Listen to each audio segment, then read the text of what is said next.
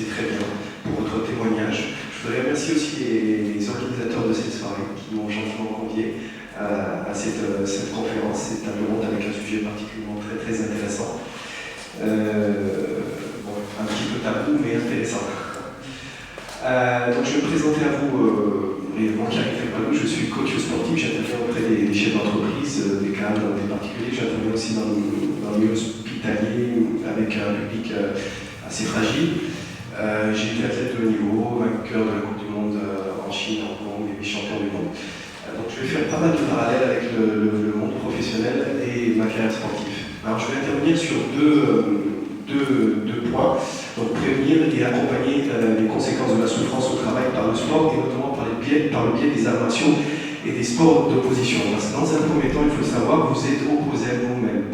Pour quelqu'un qui souffre, eh bien, il est opposé à lui-même déjà. Donc très très important de pouvoir libérer toutes ces tensions, libérer cette colère que vous avez en vous. Très très important. Alors ensuite, le corps et le mental font vraiment partie d'un tout unifié. Si le corps souffre, le mental souffrira. Et à l'inverse, si le mental souffre, le corps souffrira également. C'est pour ça qu'il faut vraiment, dans un premier temps, bien, changer son état, se poser les bonnes questions. Qu'est-ce que je veux exactement? Où est-ce que je veux aller? Dans un état de souffrance, on est un petit peu désorienté, totalement perdu. Et c'est bien de se poser ces questions-là. Ensuite, deuxième round.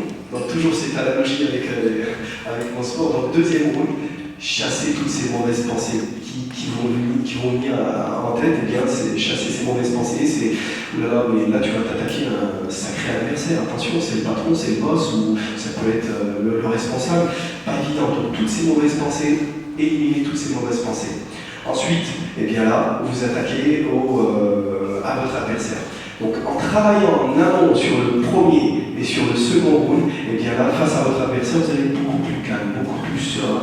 Vous allez pouvoir le communiquer et puis lui dire tous les besoins dont vous voulez. Donc ensuite, toujours dans le cadre de la prévention, les étapes de reconnexion du corps et du mental vont passer par la relaxation. Ils vont passer aussi par la confiance et l'estime de soi qui a été totalement perdue dû à de harcèlement, voilà, et positiver. Donc ça, on va voir par la suite. Donc la relaxation, eh bien, c'est bien de prendre un temps pour soi et de pouvoir se relaxer. Pas évident, quand on est en état de souffrance, eh bien, on pense même pas à nous. Donc c'est très important de pouvoir se relaxer, faire cette méditation de pleine conscience et vous allez voir qu'en travaillant cette relaxation, c'est vraiment une source de bien-être qui va régénérer le corps et l'esprit. Donc très très important de travailler cette relaxation au moment où la pression peut monter. Alors je vous donne un exemple, où on peut monter cette pression. Vous êtes assis tranquillement, c'est dimanche soir, et puis le lendemain, lundi, je rattaque le travail. Pas évident. Le foyer émotionnel qui est le ventre commence à se mettre en place. Ces angoisses, ces boules au ventre commencent à venir en nous et la relaxation, ça va vraiment avoir un impact positif pour vraiment nous détendre et oublier cette souffrance au travail. Et souvent, pour les personnes qui souffrent au travail, le dimanche soir, c'est très très très difficile. Alors ensuite, bien travailler sur la confiance et l'estime de soi, très très important, armez-vous de patience. Croyez en vous, continuez ce combat, très très important. Et puis, c'est très important aussi de faire abstraction de tous vos échecs passés. Alors souvent, les personnes qui ne croient pas en eux, eh bien, ils ont tendance à regarder le passé et puis ils voient que les choses qui n'ont pas réussi. Donc, bien au contraire, servez-vous de votre passé pour en faire une force et pour aller de l'avant dans vos projets. Et vous allez voir que ça va, en travaillant cette confiance en soi, eh bien, ça va nous donner une position beaucoup plus assertive. On va se sentir beaucoup mieux. Et dites-vous que dans cette épreuve, dans cette épreuve que vous menez, cet événement, il y a un bien. Que ni vous, ni moi, nous connaissons pour l'instant.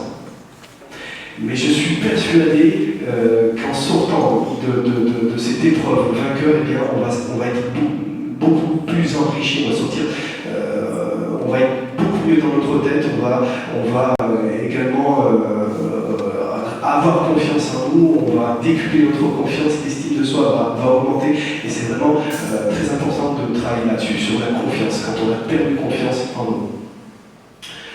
Donc ensuite, eh bien, travailler les pensées positives, éliminer tous les mots et expressions négatives, et vous allez voir que vous allez agir même en termes d'objectifs positifs. Je vous donne un exemple, hein, vous vous levez le matin, et puis on ouvre les volets, et puis qu'est-ce qu'on voit? Un temps tout gris. C'est un sale temps aujourd'hui. On pourrait tout simplement dire, bon, il pourrait faire meilleur. Choisissez des mots qui vont vous pousser, vous booster justement. D'accord? Très très important. Et ça va même donc décupler notre relation avec les gens qui nous entourent, et indirectement, on va aller beaucoup plus loin, et c'est vraiment très très important de travailler sur tout ce qui est les pensées positives. Alors le sport. Le sport, très très important, ça va nous permettre d'engager-vous donc dans une activité physique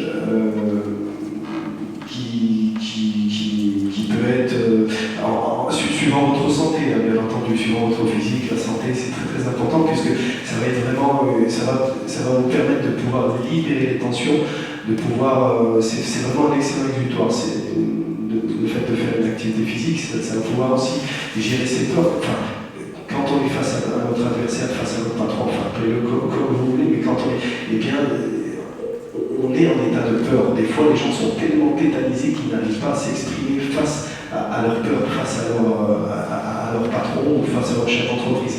Donc très très important, et le fait de maîtriser sa respiration, ça aussi c'est important. Alors je fais ce parallèle avec les sports d'opposition. Quand vous montez sur le ring, vous êtes 2 personnes, vous avez 8000 personnes qui vous regardent. Là, gérer ses peurs, très très important. Maîtriser sa respiration, très très important. Et détourner l'énergie négative de la personne. Alors détourner l'énergie négative, je vous donne un exemple. C'est vendredi, il me reste 5 petites minutes et je reçois un mail.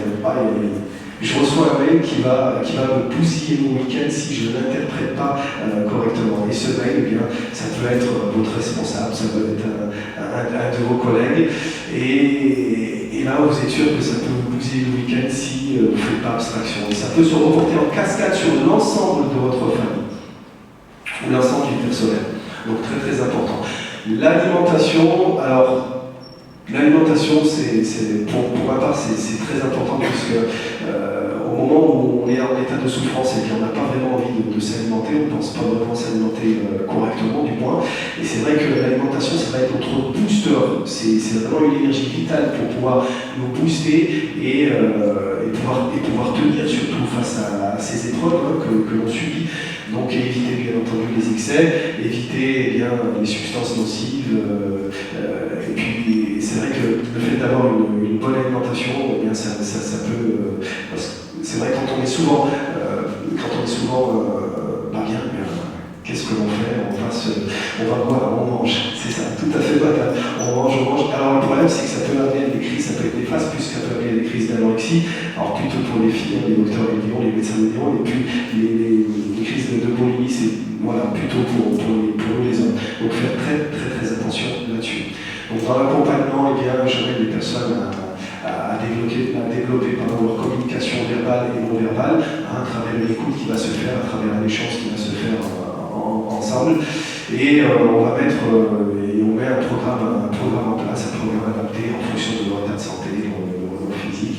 Et ça, c'est extrêmement important, puisque quand on est face à ces peurs, eh bien, on est tétanisé, totalement tétanisé. Et des fois, les gens sont tellement crispés, tellement tendus qu'ils n'arrivent pas à placer une phrase. Donc c'est très très important de pouvoir communiquer, avoir une communication claire et précise, de façon à pouvoir se faire écouter.